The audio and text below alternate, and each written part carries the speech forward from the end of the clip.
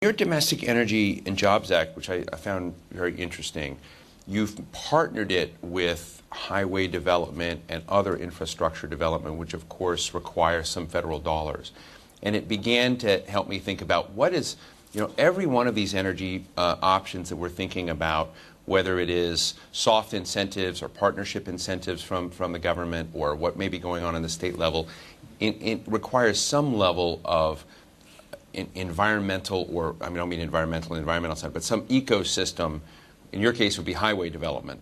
But that is where federal dollars come in. So would you say in the renewable area, it is appropriate or inappropriate to begin looking at some of the pathways for that? And I'm thinking about California. Jerry Brown out there has set up a target, I think it's by 2020, and apologies for folks if I get this wrong, of a domestic or local generation and requirement of 20% of the state's energy use. And so what it's doing is it's driving municipalities to look at ways to get solar installation and whatnot. And what the solar guys are telling me is that the regulatory side of that is tough across the board. So you can set up a standard and whatnot, but it made me think that while you want highway funding, maybe somebody else wants, other infrastructure on the renewable side, and I'm wondering if that's something you can support. Well, I think clearly infrastructure is a role of government. So whether you're talking about highways or any of the infrastructure that goes into providing the utility services, I do think you'll get broad-based support on both sides of the aisle to do those kind of things.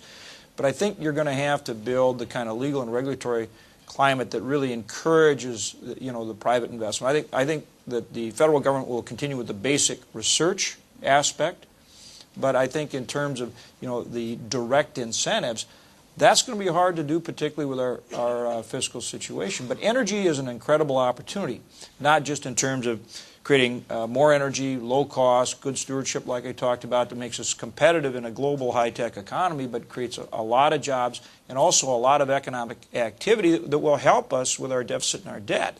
And though we don't talk about it as much, the real secret to getting out of our deficit and debt problem is economic growth.